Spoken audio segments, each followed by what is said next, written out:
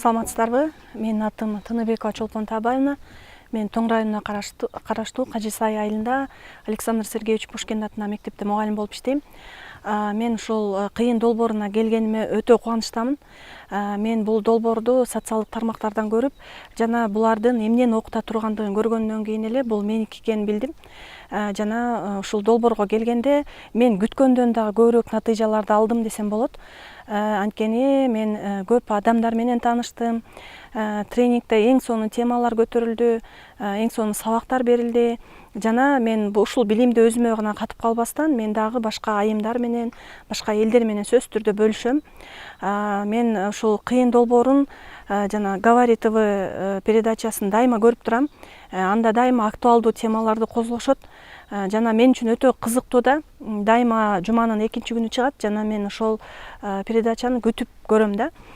Мындан ары дагы өркүндөп өсө берсин.